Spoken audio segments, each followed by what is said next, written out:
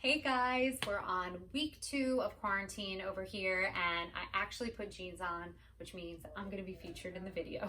So this is a setup that I would normally do with babies, I'd say roughly 7 to 12 months.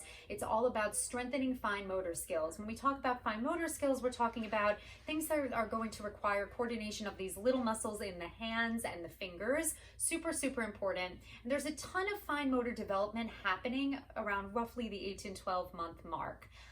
One thing that you might notice with your little one is they're starting to grab objects with their thumb and their forefinger. We call this the pincer grasp. Super important for eventual writing, holding a crayon, being able to zip up a jacket.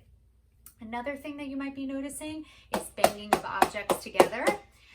That's another milestone that's happening fine motor wise around this time. And then this one, which is what this activity is really about, which is putting objects into containers and then dumping them out. Now, though this is something that I would normally do with a baby class, it can be really fun for toddlers too.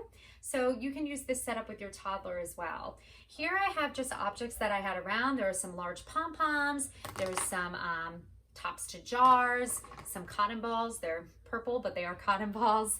And you just want to be mindful if you're doing this with babies that nothing that you're putting out is going to be a choking hazard. So you want to make sure everything is on the larger side. That being said, you can put it out just like this. I'm sure if you're like me, you have a ton of takeout containers happening right now, a lot of Tupperware for leftovers, a big yogurt container like this works really well. So you want to have some different sizes and variety.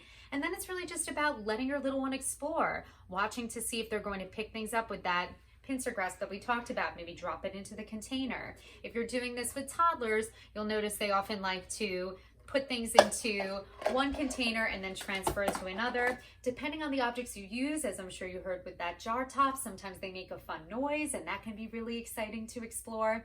So this is a great setup that's super easy and is going to do a lot to promote those fine motor skills in your little ones.